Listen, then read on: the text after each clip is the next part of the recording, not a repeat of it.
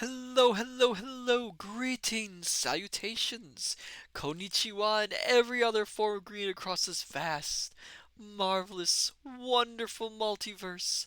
I am Matsu Quinox. There's Horace, and welcome back, my dear scholars. I hope you're all doing well. Hello there, Private Maverick. Welcome.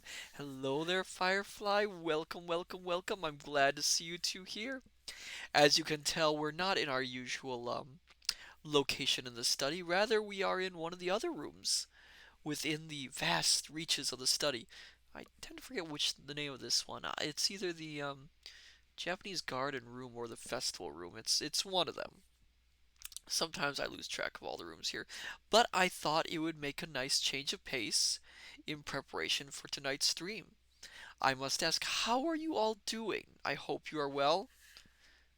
Dr. Zadium throws beans in celebration. That is the wrong thing. It's not February yet. You can't do that. Not yet. Private Maverick, I'm doing all right so far. Glad to hear that. Julian 20, welcome to a beautiful time.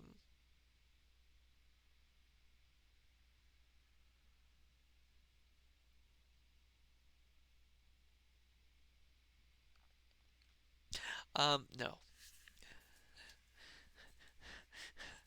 Puns are not allowed here. Oh, dear, dear. But I guess I hope you're all doing well this fine evening or morning or afternoon or wherever you are.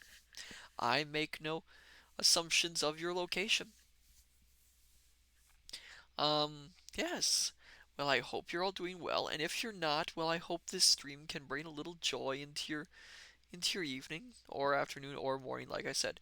Dr. Zadium doing well because we get to hang out here. That's so kind of you. Thank you for saying that, Dr. Zadium. I hope I'm pronouncing that right. Should I start? Is it Dr. Zadium or Dr. X Zadium? Mm. Julian 20. Absolutely. Absolutely. Yes. Yes. Dr. Zadium. Okay, okay. I wanted to make sure I was pronouncing that right. Ah, so tonight is another reading stream. Yes, indeed. Tonight we are going to be continuing our theme of scary stories. And tonight's author that we will be highlighting is Lafcadio Hern, who he what is I've got some notes here. I'm trying to read them. Interesting. He actually grew up in Ireland and England. He worked as a journalist in the U.S. before moving to Japan, where he collected many of the stories I'm about to read tonight, which is what he's best known for, is the ghost stories. He collected some other folk tales and such, but his ghost stories are what he is best remembered for. I believe you can actually, I believe in Japan, his little office is actually preserved, and you can actually visit it there, which is rather neat. The stories themselves have been adapted before into various forms. Um, there was a movie version made of four of his stories. Yes, four of his stories. Called Quaidan in 1963, I want to say.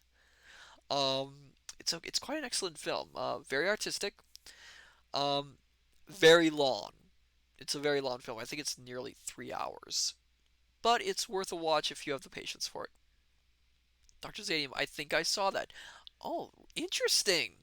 I really like it. It's got some great music. It's like I said, it's very very artistic, very artistic, and I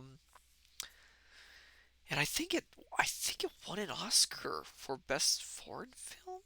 I might be thinking that wrong. Julian 20, very scary. Yes, there are some very scary moments in it. Um, but it's not the sort of scares you might expect. Most people who see horror films nowadays expect something a little more visceral, and this doesn't so much, apart from one story, which I might be reading tonight if might be rereading tonight if I get the chance. Um, and also there have been other animated. There's been animated versions of his stories. Sophia Ignace. Oh, you're so cute. Oh, thank you, thank you, thank you. I hope you like my yukata. I wore this originally for the Oban Festival stream, but I thought I'd print it out for tonight's stream. Sophia Ignace, I'm gonna get cozy for this. Oh, thank you. Yes. So that reminds me, we should get to our readings. Some of these I had read some of his stories for the festival stream. In fact, I might reread some of those stories tonight if we have the chance.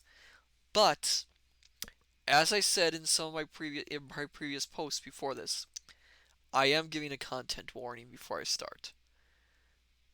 Some of these stories do get rather gruesome, and there's one story where the ending might upset certain people.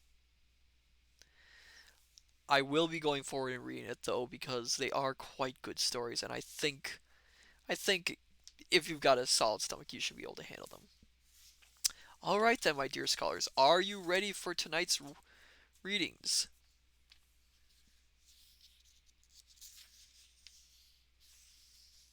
Julian 20, yes. Ah, I see, I see. Someone is eager. Dr. Zadium, yes, even more eager. Excuse me.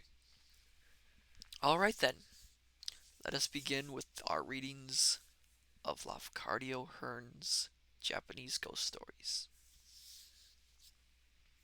Also, ahead of time, I will apologize if I make any mispronunciations on names or places.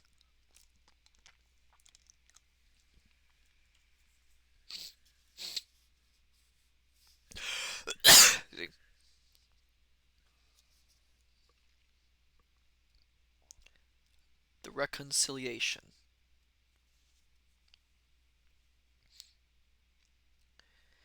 There was a young samurai of Kyoto who had been reduced to poverty by the ruin of his lord, and found himself obliged to leave his home and to take service with the governor of a distant province. Before quitting the capital, this samurai divorced his wife, a good and beautiful woman, under the belief that he could better obtain promotion by another alliance. He then married the daughter of a family of some distinction. Uh, Sophia Ignace, no, let me get you some cozy tea. Oh, thank you, thank you. I'll be fine, thank you. He then married the daughter of a family of some distinction, and took her with him to the district whither he had been called. But it was in the time of the thoughtlessness of youth, and the sharp experience of want, that the samurai could not understand the worth of the affections so lightly cast away.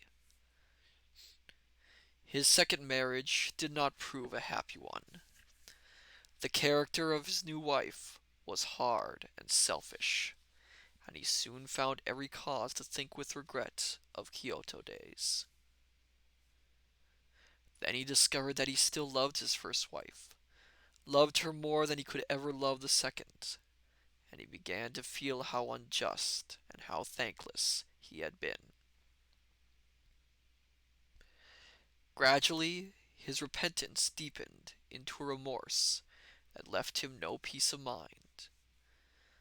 Memories of the woman he had wronged, her gentle speech, her smiles, her dainty pretty ways, her faultless patience, continually haunted him. Sometimes in dreams he saw her at her loom, weaving as when she toiled night and day to help him during the years of their distress. More often he saw her kneeling alone in the desolate little room where he had left her, veiling her tears with her poor, worn sleeve. Even in the hours of official duty, his thoughts would wander back to her. Then he would ask himself how she was living, what she was doing.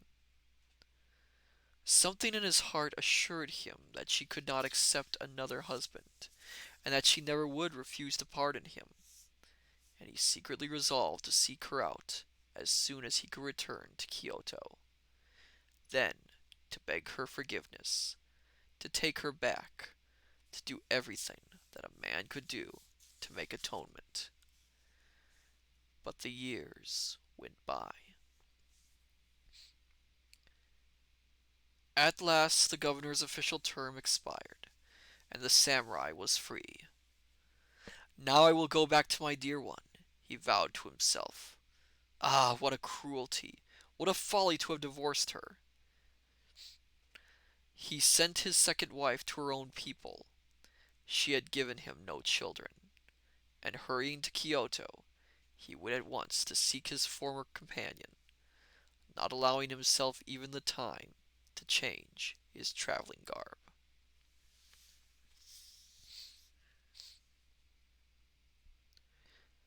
When he reached the street where she used to live, it was late in the night of the 10th day of the 9th month, and the city was silent as a cemetery. But a bright moon made everything visible, and he found the house without difficulty. It had a deserted look. Tall weeds were growing on the roof. He knocked at the sliding doors, and no one answered. Then, finding that the doors had not been fastened from within, he pushed them open and entered. The front room was matless and empty. A chilly wind was blowing through crevices in the planking, and the moon shone through a ragged break in the wall of the alcove. Other rooms presented a like forlorn condition. The house, to all seeming, was unoccupied. Nevertheless, the samurai determined to visit one other apartment at the farther end of the dwelling, a very small room that had been his wife's favorite resting place.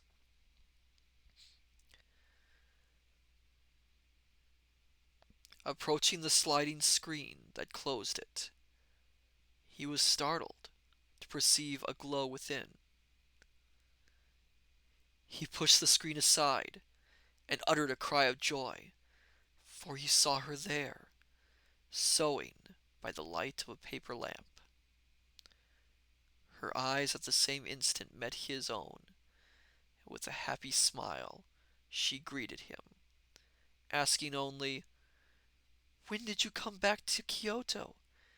How did you find your way here to me, through all those black rooms?" The years had not changed her. Still she seemed as fair and young as in his fondest memory of her. But sweeter than any memory there came to him the music of her voice, with its trembling of pleased wonder.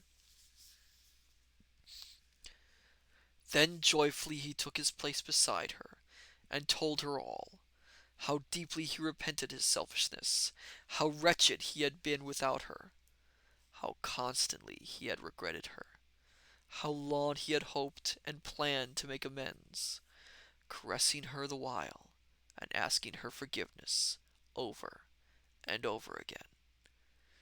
She answered him with loving gentleness, according to his heart's desire, entreating him to cease all self-reproach. It was wrong, she said, that he should have allowed himself to suffer on her account. She had always felt that she was not worthy to be his wife. She knew that he had separated from her, notwithstanding, only because of poverty.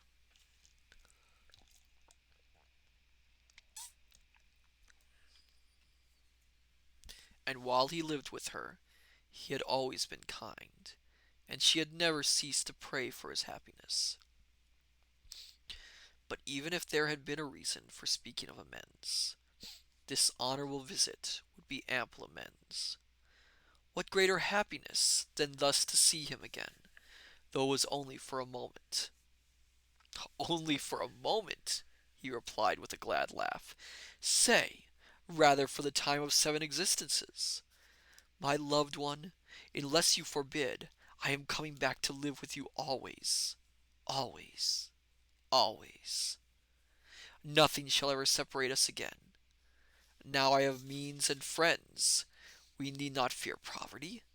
Tomorrow my goods will be brought here, and my servants will come to wait upon you, and we shall make this house beautiful. Tonight, he added apologetically, I came thus late, without even changing my dress, only because of the longing I had to see you, and to tell you this. She seemed greatly pleased by these words, and in her turn she told him about all that had happened in Kyoto since the time of his departure, excepting her own sorrows, of which she sweetly refused to speak. They chatted far into the night, then she conducted him to a warmer room, facing south, a room that had been their bridal chamber in former times. Have you no one in the house to help you? He asked, as she began to prepare the couch for him. No, she answered, laughing cheerfully. I could not afford a servant, so I have been living all alone. You will have plenty of servants tomorrow, he said. Good servants, and everything else that you need. They lay down to rest, not to sleep. They had too much to tell each other, and they talked of the past and the present and the future until the dawn was gray. Then involuntarily the samurai closed his eyes and slept.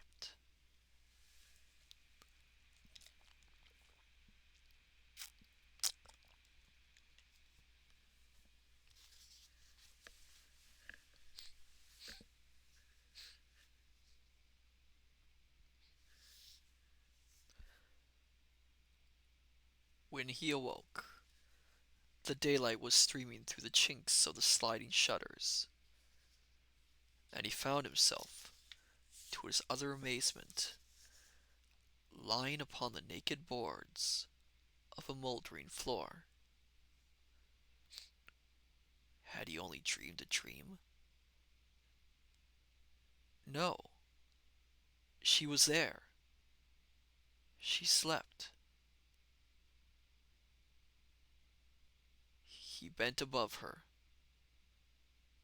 and looked and shrieked, for the sleeper had no face. Before him, wrapped in its grave sheet only, lay the corpse of a woman, a corpse so wasted that little remained save the bones and the long black tangled hair.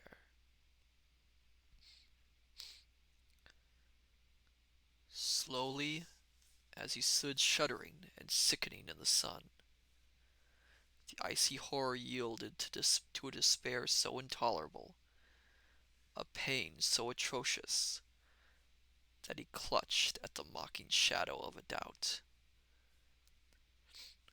Feigning ignorance of the neighborhood, he ventured to ask his way to the house in which his wife had lived. There is no one in that house, said the person questioned. It used to belong to the wife of a samurai who left the city several years ago. He divorced her in order to marry another woman before he went away, and she fretted a great deal, and so became sick. She had no relatives in Kyoto, and nobody to care for her, and she died in the autumn of the same year, on the 10th day of the 9th month.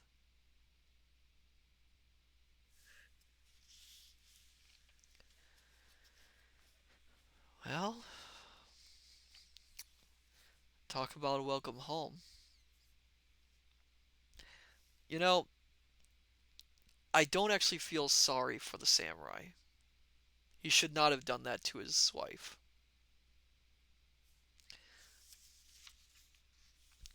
That was rather cold of him. Julian 20. I feel for her. Yes, yes, I feel for her too.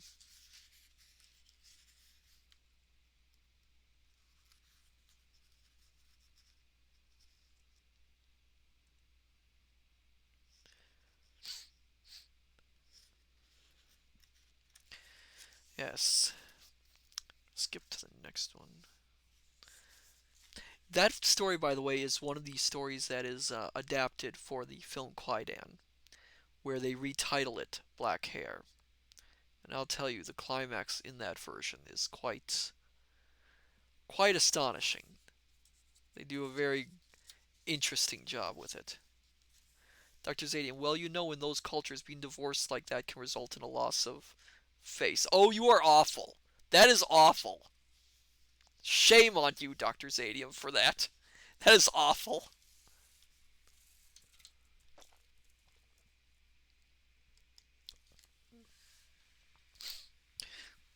I will say in several Japanese stories there is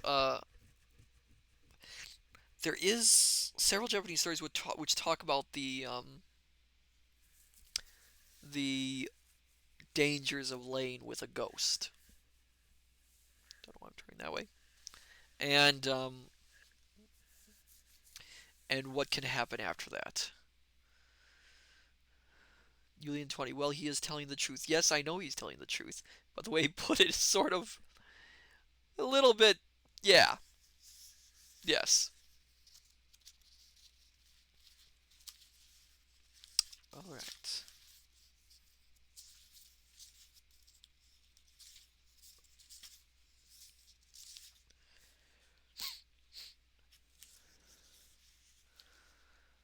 Dr. ZM, I hear the pet fraternity suits can be hell.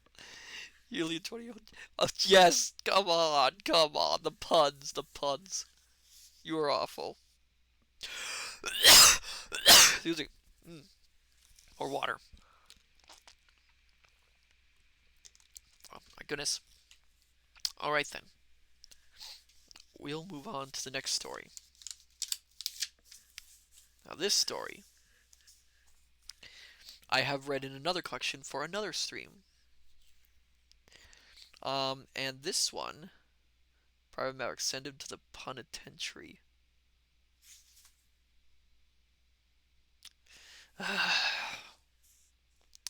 You're all awful. So this next story I read for in another collection. If you were here for, I'm trying to remember which stream it was for. Oh, it was for the VTuber camp, VTuber summer camp. If you were here for my readings of Short and Shuri stories, this was one of the stories I read. This version is very similar to that one, but you might notice a little difference towards the ending. This story is called The Legend of Yurei Daki.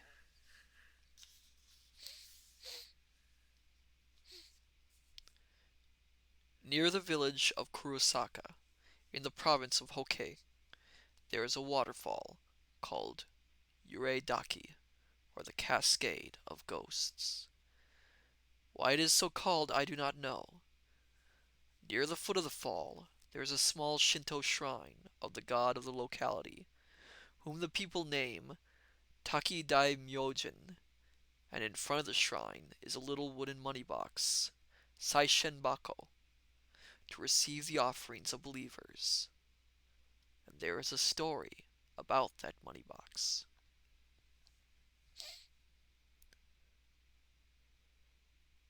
One icy winter's evening, 35 years ago, the women and girls employed at a certain Asatoriba, or hemp factory, in Kurosaka, gathered around the big brazier in the spinning room after their day's work had been done. Then they amused themselves by telling ghost stories, But by the time that a dozen stories had been told, most of the gathering felt uncomfortable, and a girl cried out, just to heighten the pleasure of fear, "Only think of going this night, all by oneself, to the Daki." The suggestion provoked a general scream, followed by nervous bursts of laughter. "I'll give all the hemp I spun today," mockingly said one of the party, "to the person who goes." "So will I," exclaimed another. "And I," said a third. "All of us," affirmed a fourth. Then from among the spinners stood up one Yasumoto Okatsu, the wife of a carpenter. She had her only son, a boy of 2 years old, snugly wrapped up and asleep upon her back. "Listen," said Okatsu. "If you will all really agree to make over to me all the hemp you spun today, I will go to the Yurei Daki." Her proposal was received with cries of astonishment and of defiance. But after having been several times repeated, it was seriously taken. Each of the spinners in turn agreed to give up her shares of the day's work to Okatsu, providing that Okatsu should go to the Yurei Daki. "But how are we to know if she really goes there?" a sharp voice asked. "Why, let her bring back the money box of the god," answered an old woman, whom the spinners called Obasan, the grandmother. "That will be proof enough." "I'll bring it," cried Okatsu, and out she darted into the street, with her sleeping boy upon her back.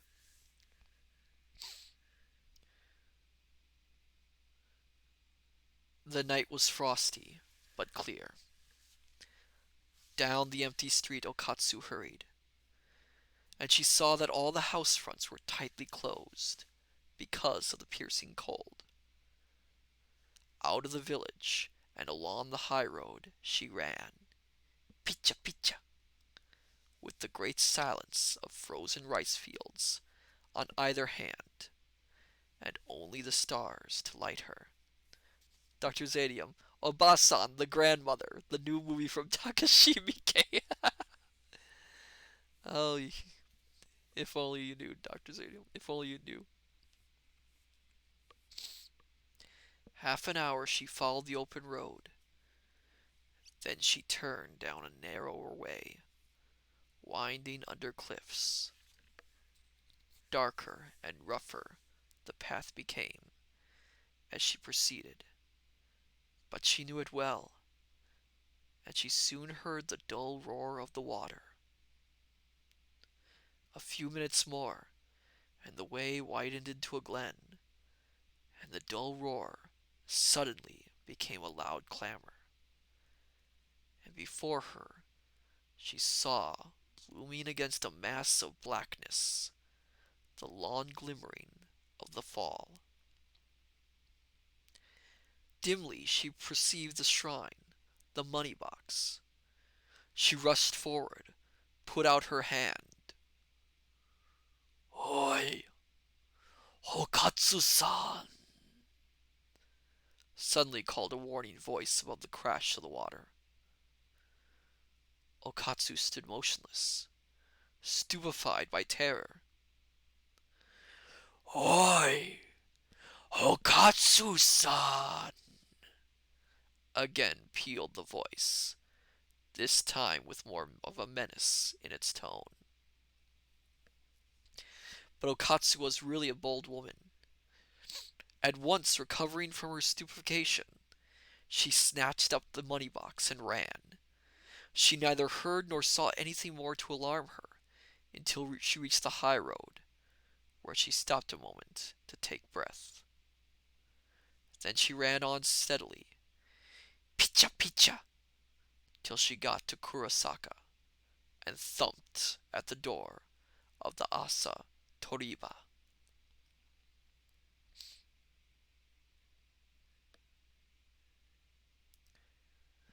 How the women and the girls cried out as she entered, panting with the moneybags of the god in her hand. Breathlessly they heard her story. Sympathetically they screeched when she told them of the voice that had called her name twice out of the haunted water. What a woman! Brave Okatsu! Well had she earned the hemp. But your boy must be cold, Okatsu, cried the Obasan. Let us have him here by the fire.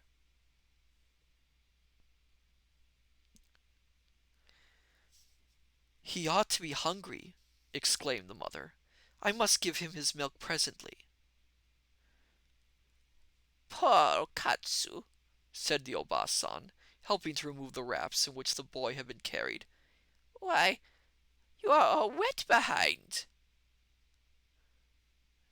Then, with a husky scream, the helper vociferated, Hara! It is blood!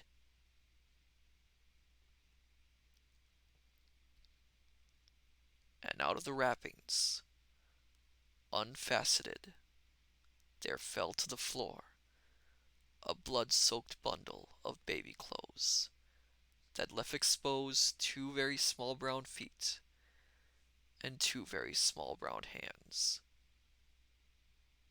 Nothing more. The child's head had been torn off.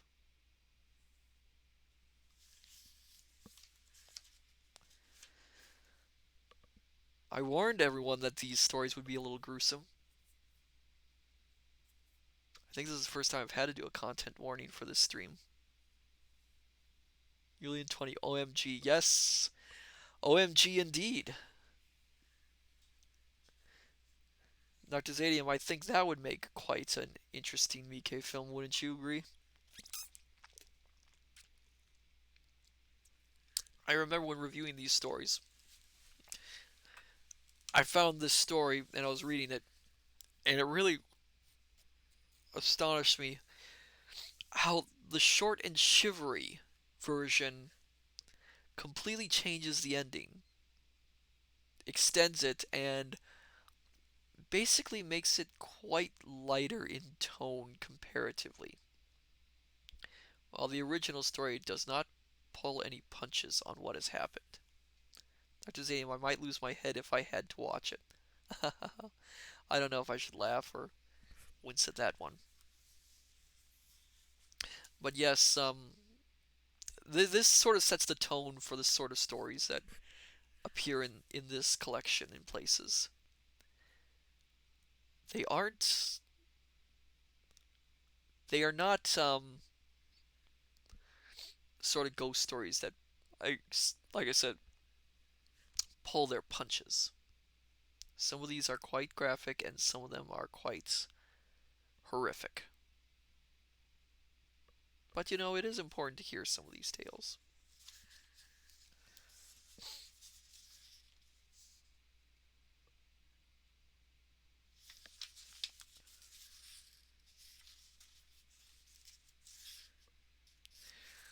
So the next story I'm about to read is a longer one. There are some stories in this collection which are quite long, and this one is probably the longest of the bunch. It is broken up into several sections, but I think I can read all of them tonight. It is called Of a Promise Broken. And, well, I hope you're ready for this. I am not afraid to die, said the dying wife. There is only one thing that troubles me now. I wish that I could know who will take my place in this house. My dear one, answered the sorrowing husband, nobody shall ever take your place in my home. I will never, never marry again.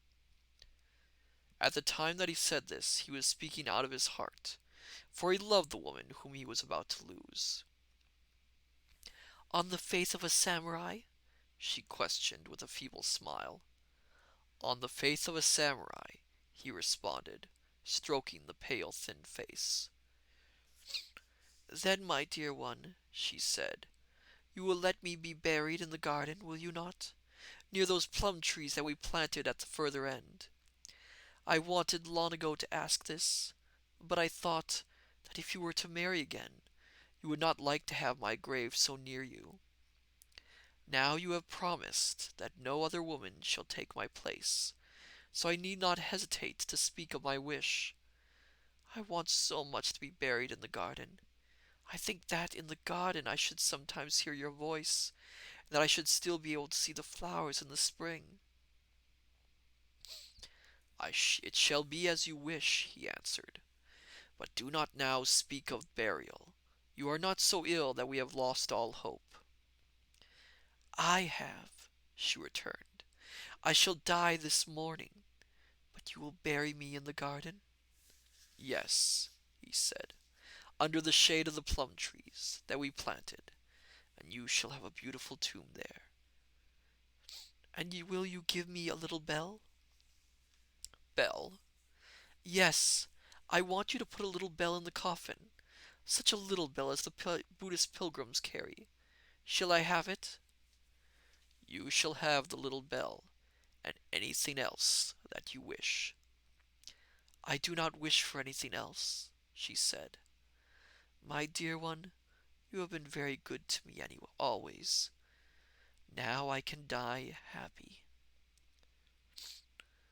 Then she closed her eyes and died, as easily as a tired child falls asleep. She looked beautiful when she was dead, and there was a smile upon her face.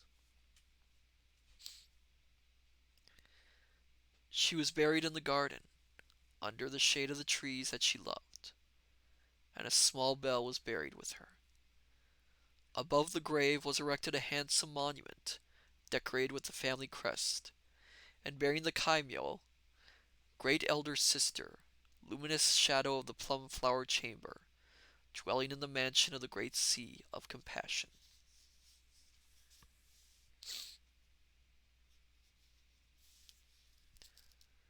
But within a 12-month after the death of his wife, the relatives and friends of the samurai began to insist that he should marry again. You are still a young man, they said, and an only son, and you have no children. It is the duty of a samurai to marry.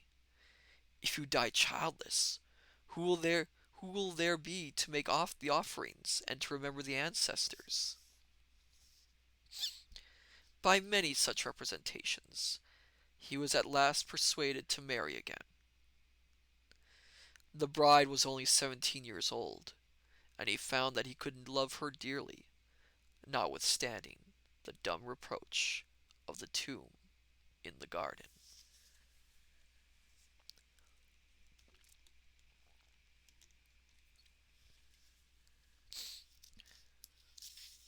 Nothing took place to disturb the happiness of the young wife until the 7th day after the wedding, when her husband was ordered to undertake certain duties requiring his presence at the castle by night. On the first evening that he was obliged to leave her alone, she felt uneasy in a way that she could not explain, vaguely afraid without knowing why. When she went to bed, she could not sleep. There was a strange oppression in the air, an indefinable heaviness, like that which sometimes precedes the coming of a storm. About the hour of the ox, she heard, outside in the night, the clanging of a bell, a Buddhist pilgrim's bell, and she wondered what pilgrim could be passing through the samurai quarter at such a time. Presently, after a pause, the bell sounded much nearer. Evidently, the pilgrim was approaching the house, but why approaching from the rear, where no road was? Suddenly, the dogs began to whine and howl in an unusual and horrible way. and a fear came upon her like the fear of dreams. That ring was certainly in the garden. She tried to get up to waken a servant, but she found that she could not rise, could not move, could not call. And nearer, and still more near, came the clang of the bell. And oh, how the dogs howled! Then lightly as a shadow steals, there glided into the room a woman. Though every door stood fast and every screen unmoved, a woman robed in a grave robe and carrying a pilgrim's bell. Eyeless she came, because she had been long dead. She had long been dead, and her loosened hair streamed down about her face, and she looked without eyes through the tangle of it, and spoke without a tongue. Not in this house, not in this house shall you stay. Here I am mistress still. You shall go, and you shall tell to none the reason of your going. If you tell him, I will tear you into pieces. So speaking, the haunter vanished.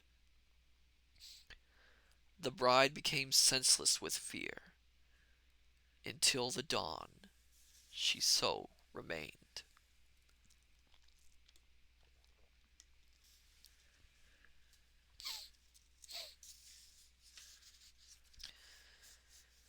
Nevertheless, in the cheery light of day, she doubted the reality of what she had seen and heard. The memory of the warning still weighed upon her so heavily that she did not dare to speak of the vision, either to her husband or to anyone else. But she was almost able to persuade herself that she had only dreamed an ugly dream, which had made her ill. On the following night, however, she could not doubt. Again, at the hour of the ox, the dogs began to howl and whine. Again the bell resounded, approaching slowly from the garden. Again the listener vainly strove to rise and call. Again the dead came into the room and hissed. You shall go, and you shall tell to no one why you must go. If you even whisper it to him, I will tear you in pieces. This time, the haunter came close to the couch, and bent, and muttered, and mowed above it.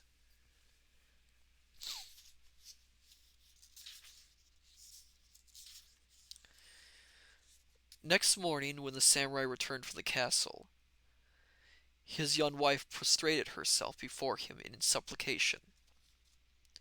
I beseech you, she said, to pardon my ingratitude and my great rudeness in thus addressing you. But I want to go home. I want to go away at once. Are you not happy here? He asked in sincere surprise.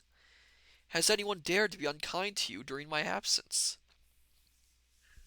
It is not that, she answered, sobbing. Everybody here has been too good to me. Been only too good to me. But I cannot continue to be your wife. I must go away. My dear, he exclaimed in great astonishment, it is very painful to know that you have had any cause for unhappiness in this house. But I cannot even imagine why you should want to go away, unless somebody has been very unkind to you. Surely You do not mean that you wish for a divorce? She responded, trembling and weeping. If you do not give me a divorce, I shall die. He remained for a little while silent, vainly trying to think of some cause for this amazing declaration. But then, without betraying any emotion, he made answer. To send you back now to your people without any fault on your part would seem a shameful act. If you will tell me a good reason for your wish, any reason, that will enable me to explain matters honorably, I can write you a divorce. But unless you give me a reason, a good reason, I will not divorce you, for the honor of our house must be kept above reproach. And then she felt obliged to speak, and she told him everything, adding in an agony of terror, "Now that I have let you know, she will kill me! She will kill me!" Although a brave man and little inclined to believe in phantoms, the samurai was more than startled for the moment. But a simple and natural explanation of the matter soon presented itself to his mind. "My dear," he said, "you are now very nervous, and I fear that someone has been telling you foolish stories. I cannot give you a divorce merely because you have had a bad dream in this house, but I am very sorry indeed that you should have been suffering in such a way during my absence. Tonight also I must be at the castle, but you shall not be alone. I will order 2 of the retainers to keep watch in your room, and you will be able to sleep in peace. They are good men, and they will take all possible care of you." Then he spoke to her so considerately and so affectionately that she became almost ashamed of her terrors, and resolved to remain in the house.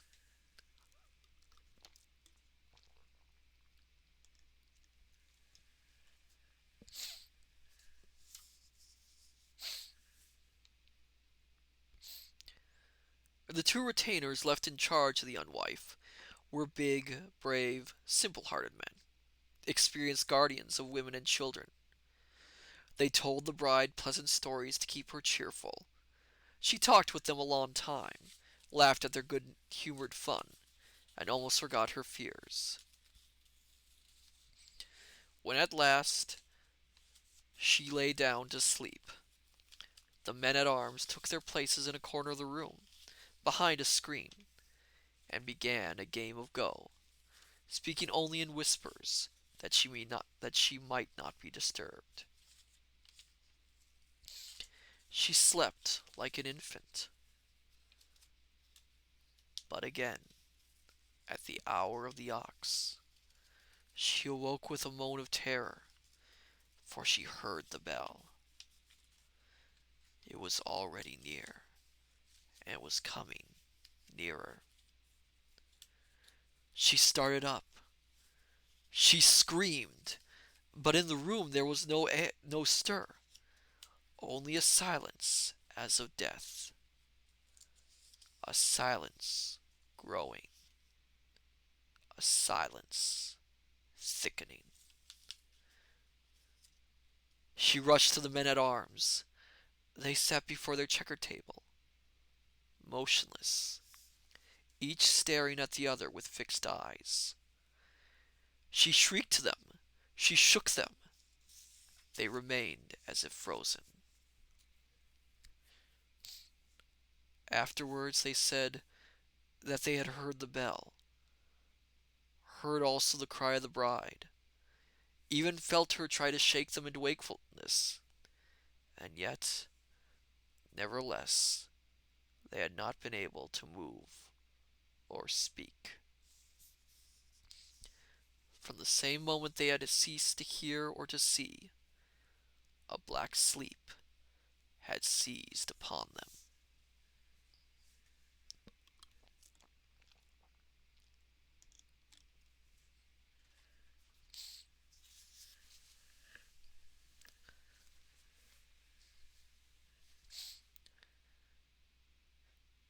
Entering his bridal chamber at dawn, the samurai beheld, by the light of a dying lamp,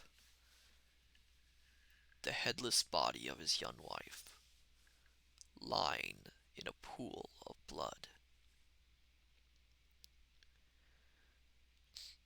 Still squatting before their unfinished game, the two retainers slept. At their master's cry, they sprang up and stupidly stared at the horror on the floor.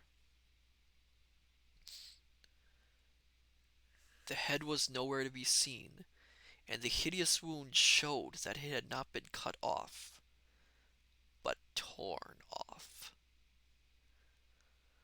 A trail of blood led from the chamber to an angle of the outer gallery, where the storm doors appeared to have been riveted apart.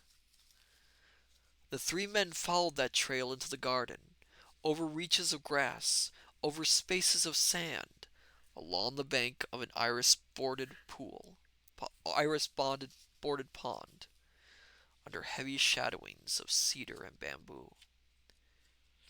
And suddenly, at a turn, they found themselves face to face with a nightmare thing that chippered like a bat, the figure of the long-buried woman, erect before her tomb, in one hand clutching a bell, in the other the dripping head. For a moment the three stood numbed. Then one of the men-at-arms, uttering a Buddhist invocation, drew and struck at the shape. Instantly it crumbled down upon the soil, an empty scattering of grave rags, bones, and hair. And the bell rolled clanking out of the ruin. But the fleshless right hand, though parted from the wrist, still writhed, and its fingers still gripped at the bleeding head, and tore and mangled as the claws of the yellow crab cling fast to a fallen fruit.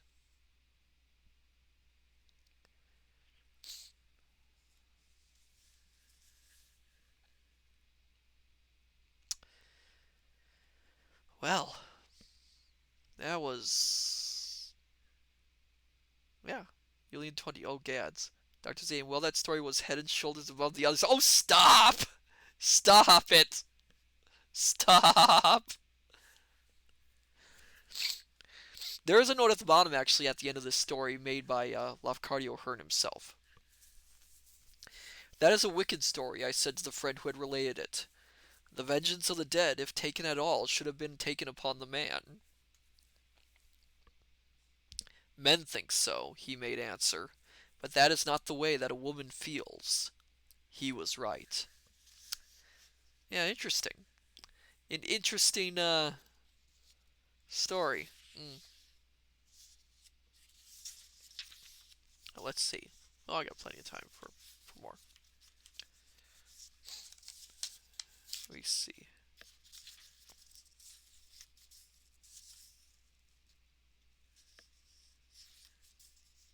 Try to check this one story.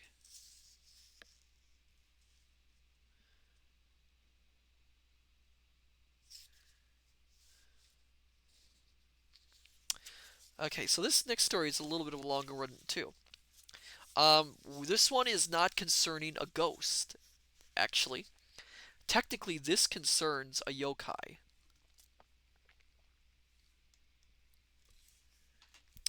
A very specific yokai.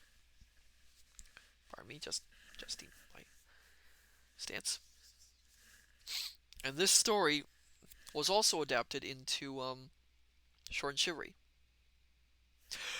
Excuse me. And this story is called Rokuro Kubi. Alien 20. I love yokai stories. Well, there are a lot of them. There's not a lot in this book, though. Most of these stories are concerning ghosts. Rokuro Kube.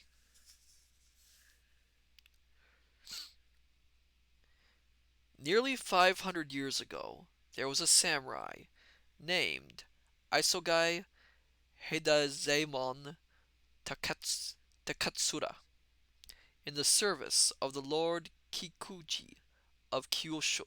Of Kyushu. This Isogai had inherited from many warlike ancestors a natural aptitude for military exercises and extraordinary strength. While yet a boy, he had surpassed his teachers in the art of swordsmanship, in archery, and in the use of the spear, and had displayed all the capacities of a daring and skilful soldier. Afterwards, in the time of the Eikyo War, he so distinguished himself that high honors were bestowed upon him. But when the house of Kikuji, pardon my pronunciations, came to ruin, Isogai found himself without a master. He might then easily have obtained service under another daimyo, but as he had never sought distinction for his own sake alone, and as his heart remained true to his former lord, he preferred to give up the world. So he cut off his hair and became a traveling priest, taking the Buddhist name of trying to pronounce this one, Kwairo, Kwairo, Kwairo. Difficult to pronounce that one. But always under the kuromo of the priest, Kwairo kept warm within him the heart of the samurai. As in other years he had laughed at peril, so now also he scorned danger, and in all weathers and all seasons he journeyed to preach the good law in places where no other priest would have dared to go. For that age was an age of violence and disorder, and upon the highways there was no security for the solitary traveler, even if he happened to be a priest.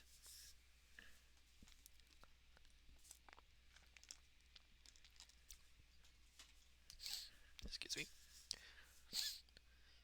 In the course of his first long journey, Kwairyo had occasion to visit the province of Kai. One evening, as he was traveling through the mountains of that province, darkness overcame him in a very lonesome district, leagues away from any village. So he resigned himself to pass the night under the stars, and having found a suitable grassy spot by the roadside, he lay down there and prepared to sleep. He had always welcomed discomfort, and even a bare rock was for him a good bed, when nothing better could be found, and the root of a pine tree an excellent pillow.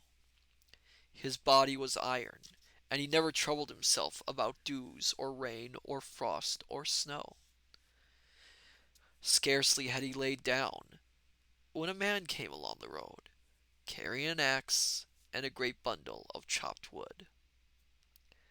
This woodcutter halted on seeing Kwairyo laying down, and after a moment of silent observation, said to him in a tone of great surprise, "What kind of man can you be, good sir, that you dare to lie down alone in such a place as this? There are haunters about here, many of them. Are you not afraid of hairy things?"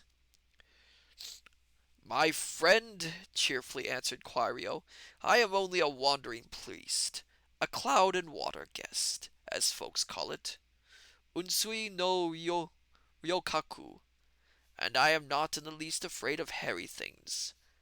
If you mean," and I'm going to translate it back into the Japanese here, "if you mean kitsune, or, darn, I'm trying to remember this word.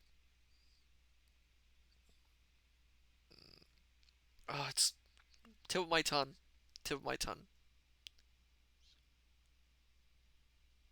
Ah, couldn't remember, can't remember. If you mean goblin foxes or goblin badgers, oh, Majuna, Maju, Mujina, Kitsune or Majina, or any creatures of that kind. As for lonesome places, I like them. They are suitable for meditation.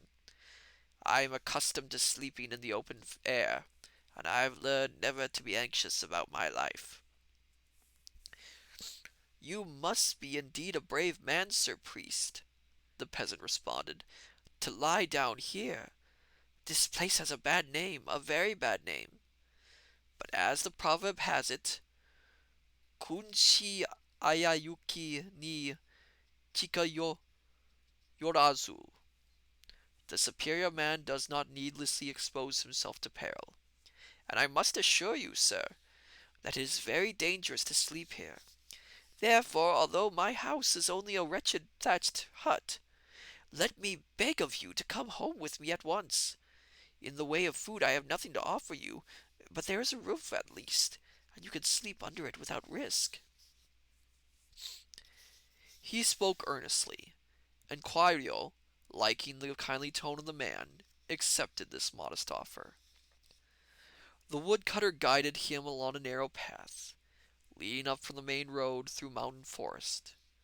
It was a rough and dangerous path, sometimes skirting precipices, sometimes offering nothing but a network of slippery roots for the foot to rest upon, sometimes winding over or between masses of jagged rock. But at last Quario found himself upon a cleared space at the top of a hill, with a full moon shining overhead, and he saw before him a small thatched cottage, cheerfully lighted from within. The woodcutter led him to a shed at the back of the house, whither water had been conducted through bamboo pipes from some neighboring stream, and the two men washed their feet. Beyond the shed was a vegetable garden, and a grove of cedars and bamboos. Beyond the trees appeared the glimmer of a cascade, pouring from some loftier height, and swaying in the moonshine like a long white robe. As Quario entered the cottage with his guide, he perceived four persons, men and women, warming their hands at a little fire kindled in the row of the principal apartment. Arose a kind of a little fireplace in the floor of a room.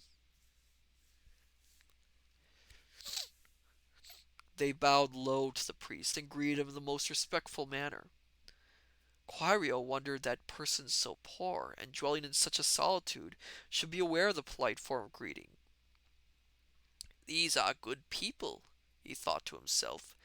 "They must have been taught, and they must have been taught by someone well acquainted with the rules of property."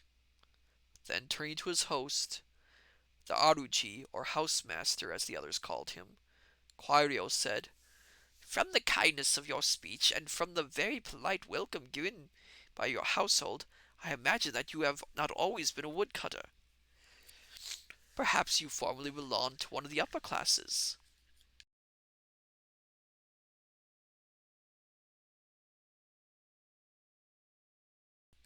Smiling, the woodcutter answered, "Sir, you are not mistaken. Though now living as you find me, I was once a person of some distinction. My story is the story of a ruined life, ruined by my own fault. I used to be in the service of a daimyo, and my rank in that service was not inconsiderable. But I loved women and wine too well, and under the influence of passion I acted wickedly. My selfishness brought about the ruin of our house and caused the death of many persons. Retribution followed me, and I long remained a fugitive in the land. Now I often pray that I may be able to make some atonement for the evil which I did, and to re-establish the ancestral home. But I fear I shall never find any way of so doing. Nevertheless, I try to overcome the karma of my errors by sincere repentance, and by helping as far as I can those who are unfortunate." Quario was pleased by this announcement of good resolve, and he said to the Aruji, my friend, I have had occasion to observe that man prone to folly in their youth, may in after years become very earnest in right living. In the Holy Sutras it is written that those strongest in wrongdoing can become by power of good resolve the strongest in right doing. I do not doubt that you have a good heart, and I hope that better fortune will come to you. Tonight I shall recite the sutras for your sake, and pray that you may obtain the force to overcome the karma of any past errors. With these assurances, Clario bade the Aruji good night, and his host showed him to a very small side room, where a bed had been made ready. Then all went to sleep, except the priest, who began to read the sutras by the light of a paper lantern. Until a late hour, he continued to read and pray. Then he opened a little window in his little sleeping room to take a last look at the landscape before lying down. The night was beautiful. There was no cloud in the sky. There was no wind, and the strong moonlight threw down sharp black shadows of foliage and glittered on the dews of the garden. Shrillings of crickets and bell insects made a musical tumult, and the sound of the neighboring cascade deepened with the night. Claudio felt thirsty as he listened to the noise of the water, and remembering the bamboo aqueduct at the rear of the house, he thought he could go there and get a drink without disturbing the sleeping household. Very gently he pushed apart the sliding screen that separated his room from the main apartments, and he saw, by the light of the lantern, 5 recumbent bodies without heads. For one instant he stood bewildered, imagining a crime. But in another moment he perceived that there was no blood, and that the headless necks did not look as if they had been cut. Then he thought to himself, either this is an illusion made by goblins, or I have been lured into the dwellings of a Rukuro Kube. In the book Shoshinki, it is written that if one finds the body of a Rukuro Kube without its head, and remove the body to another place, the head will never be able to join itself again to the neck. And the book further says that when the head comes back and finds that its body has been moved, it will strike itself upon the floor 3 times, bounding like a bell, and will pant as in great fear, and presently die.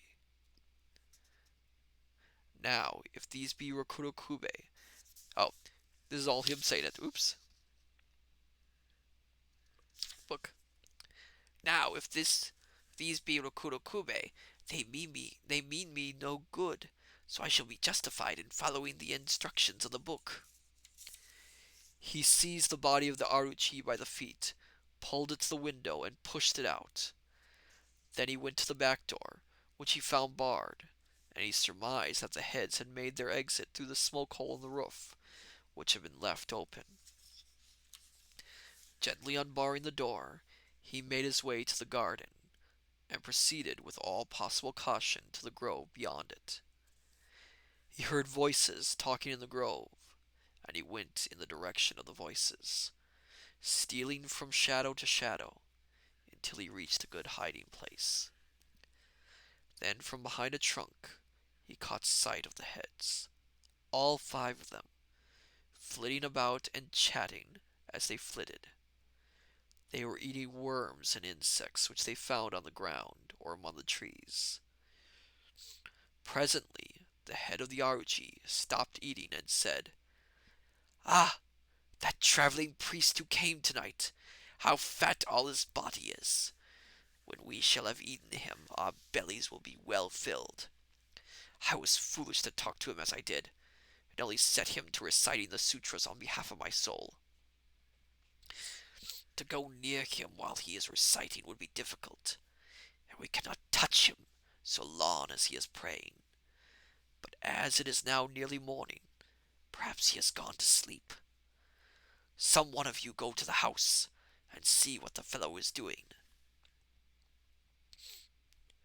Another head, the head of a young woman, immediately rose up and flitted to the house, lightly as a bat.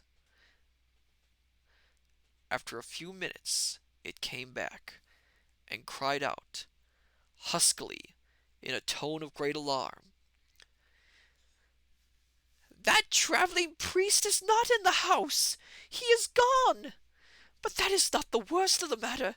He has taken the body of our Aruji, and I do not know where he has put it." At this announcement, the head of the Aruji, distinctly visible in the moonlight, assumed a frightful aspect. Its eyes opened monstrously, its hair stood up bristling, and its teeth gnashed. Then a cry burst from its lips, and weeping tears of rage, it exclaimed, "Since my body has been moved to rejoin it is not possible. Then I must die, all through the work of that priest. Before I die, I will get at that priest. I will tear him. I will devour him. And there he is, behind that tree, hiding behind that tree. See him, the fat coward!" Oh my goodness.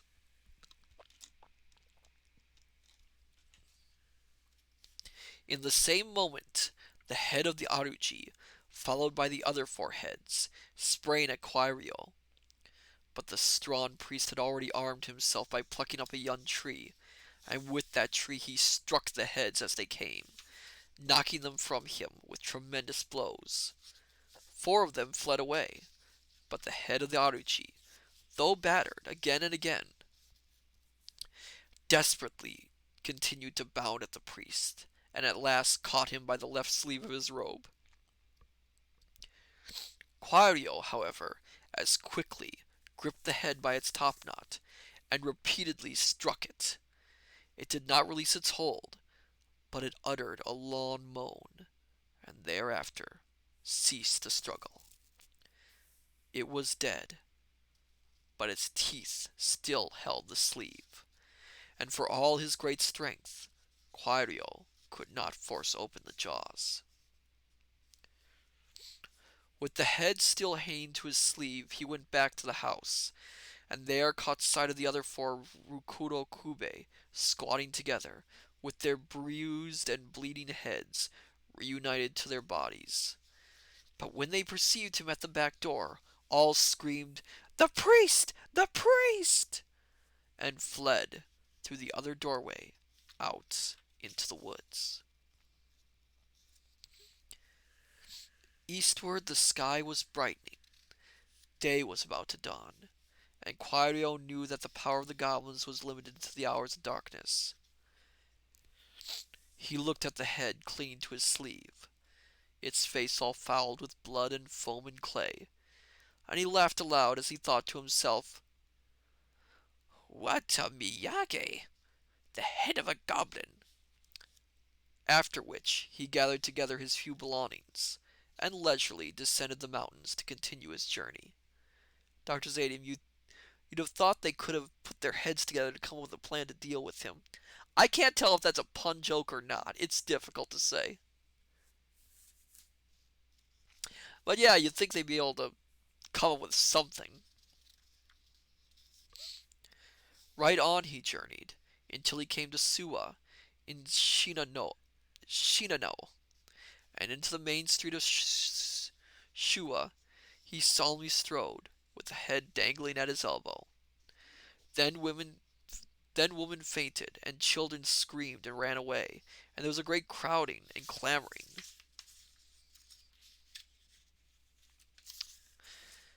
Until the Torite, as the police in those days were called, seized the priest and took him to jail, for they supposed the head to be the head of a murdered man, who in the moment of being killed had caught the murderer's sleeve in his teeth. As for the Quairo, he only smiled and said nothing when they questioned him. So after having passed a night in prison, he was brought before the magistrates of the district. Then he was ordered to explain how he, a priest, had been found with the head of a man fastened to his sleeve, and why he had dared thus shamelessly to parade his crime in the sight of the people. Quirio laughed long and loudly at these questions, and then he said, "Sirs, I did not fasten the head to my sleeve. It fastened itself there, much against my will, and I have not committed any crime, for this is not the head of a man, it is the head of a goblin, and if I caused the death of the goblin, I did not do so by any shedding of blood, but simply by taking the precautions necessary to assure my own safety." And he proceeded to relate the whole of the adventure, bursting into another hearty laugh as he told of his encounter with the 5 heads. But the magistrates did not laugh. They judged him to be a hardened criminal, and his story an insult to their intelligence. Therefore, without further questioning, they decided to order his immediate execution, all of them except one, a very old man. This aged officer had made no remark during the trial, but after having heard the opinion of his colleagues, he rose up and said, "Let us first examine the head carefully, for this I think has not yet been done. If the priest has spoken truth, the head itself should bear witness for him. Bring the head here." Hold on one second, my dear scholars.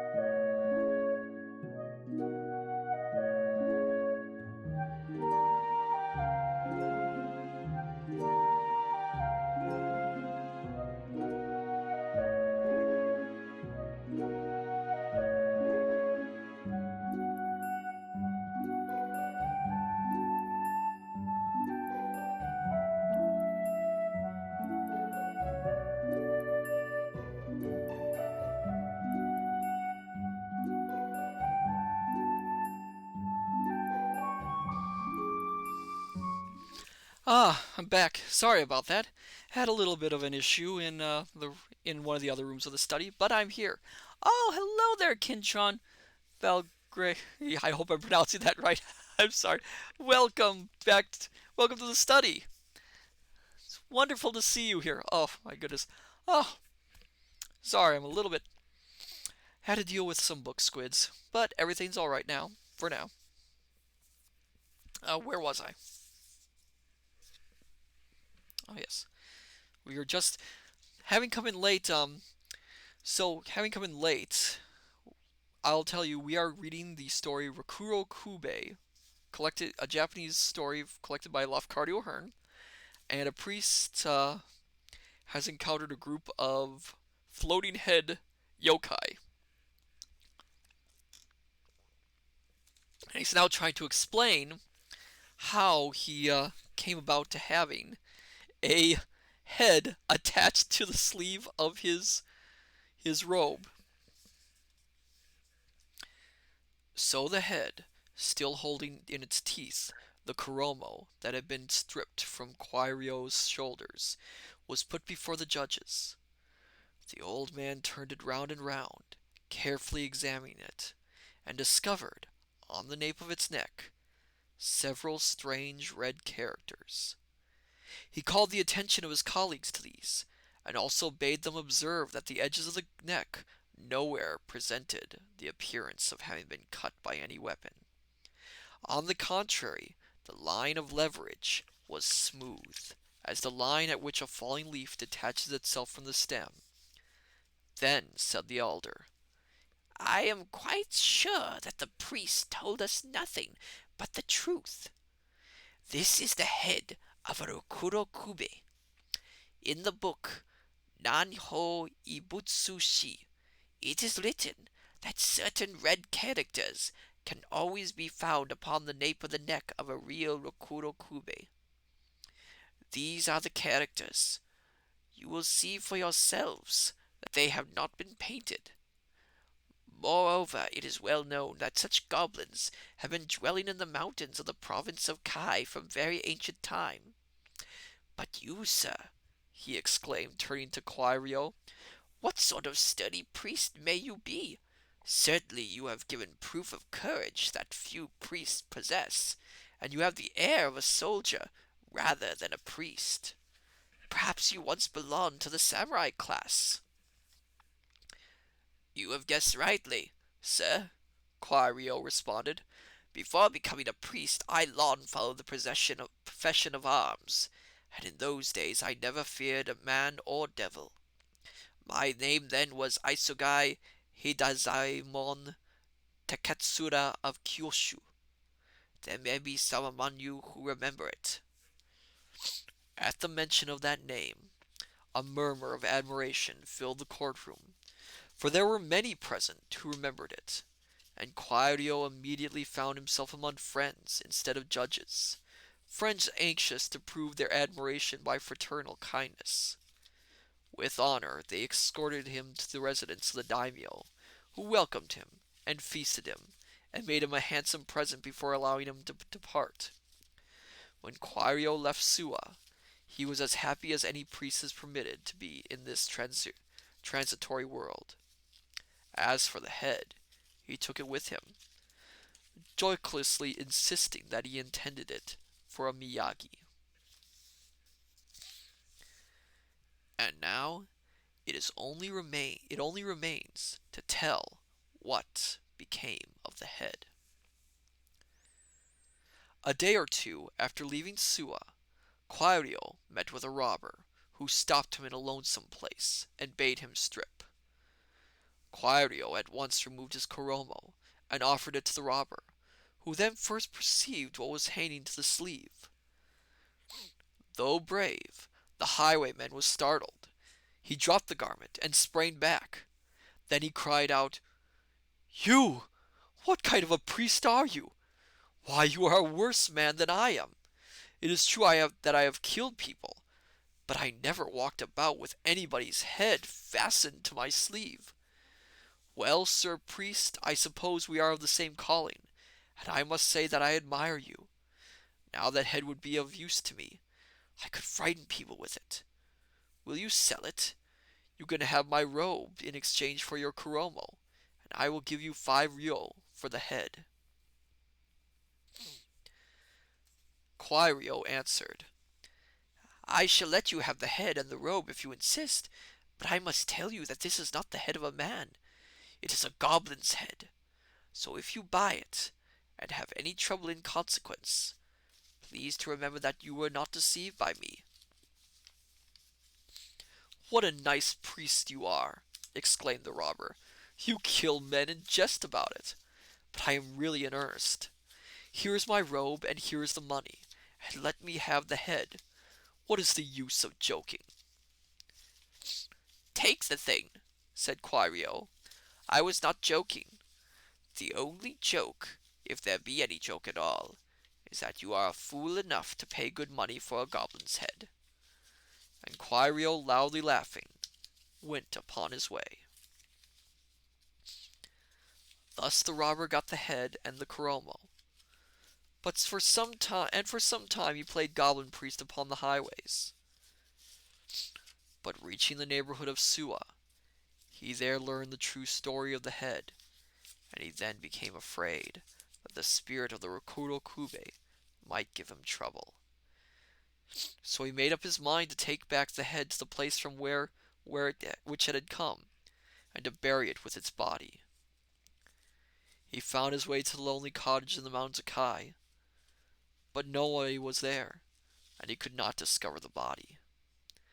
Therefore he buried the head by itself in the grove behind the cottage, and he had a tombstone set up over the grave, and he caused a segaki service to be performed on behalf of the spirit of the Rokuro Kube, and that tombstone, known as the tombstone of the Rokuro Kube, may be seen, at least so the Japanese storyteller declares, even unto this day. Well, I think that story was ahead of the rest, don't you? Mwahaha. Let me see.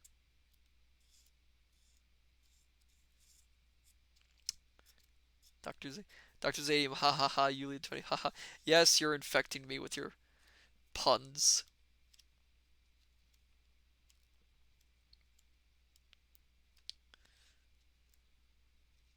Now then, let me see. So, it's fairly late. Dr. Zadium, I'm noticing a theme. All these stories involve heads. I didn't realize that. That was not on purpose. Oh my goodness.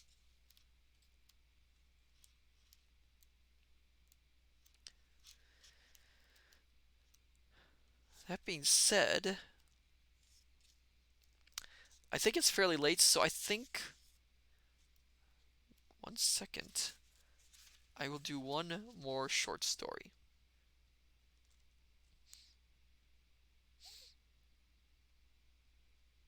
And I think I'll end it with a short story that I read in the festival one. But I always liked it. And I think it's a good one.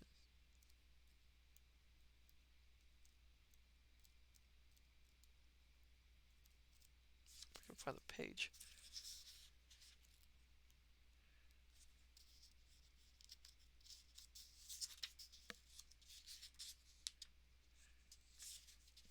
Ah, yes, here we go. For those who were at my festival stream, you'll know this story very well. But I do like it. Ujina.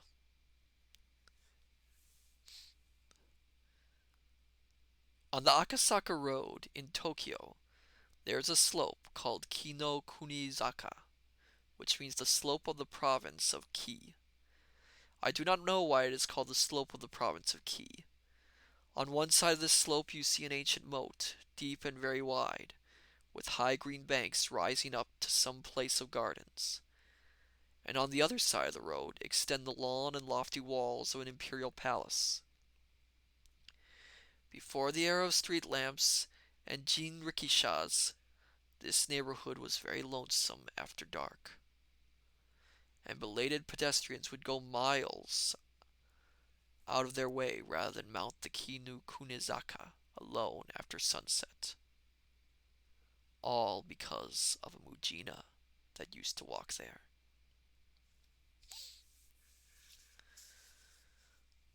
The last man who saw the Mujina was an old merchant of the Kyobashi quarter who died about 30 years ago.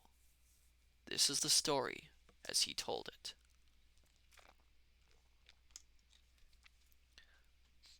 One night, at a late hour, he was hurrying up the Kino Kunizaka when he perceived a woman crouching by the moat, all alone, and weeping bitterly.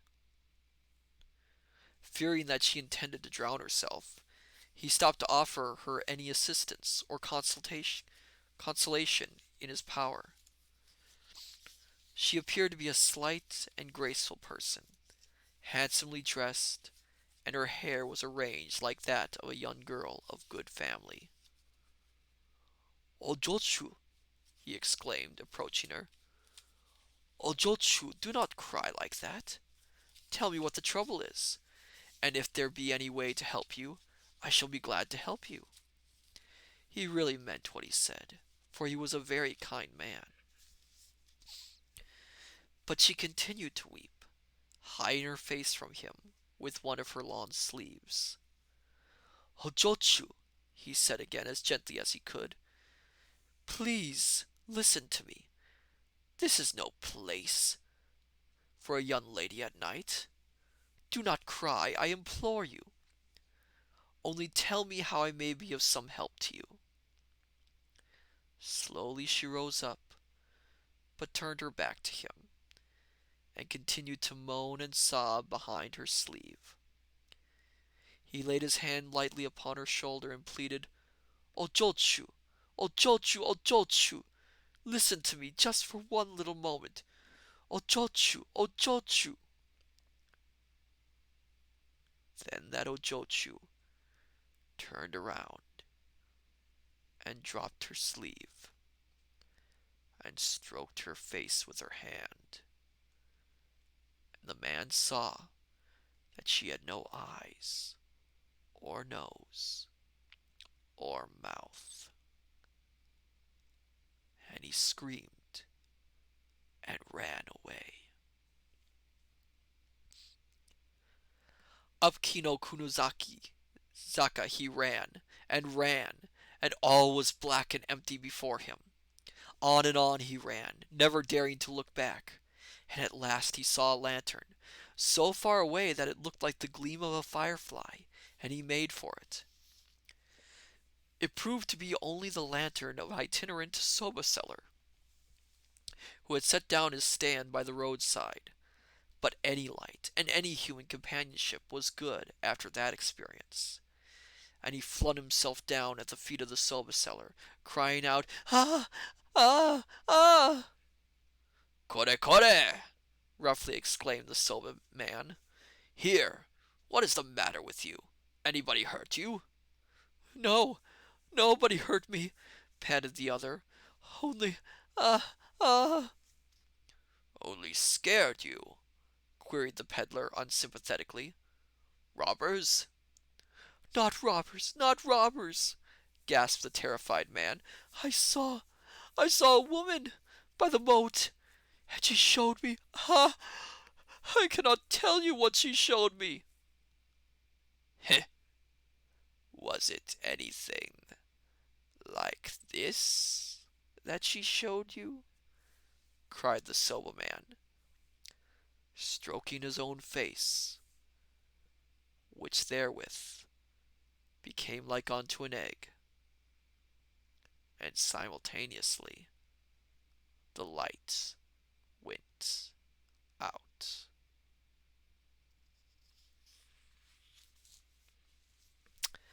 Well, now, be careful who you talk to on a dark night, huh? It just might be someone who is faceless. Dr. Zadium, well, that was dark. Yes, indeed. You lead 20 okay nightmares tonight. I hope not. I hope not. Ah, but I do see it is quite late, and it is time for me to exit for now. Let's see if there's anyone we can uh, um, see. Raid. Oh, Sophia's. Oh yes, Sophia's finishing up Wuthering Heights tonight. Why not? Let's raid her for tonight. It's a nice little thing to do. Be interesting to hear the ending for that. But for now, I say unto you, my dear scholars, good evening, good morning, good afternoon. Till we meet again, I shall see you once more in the study. Till that time, take care, and farewell.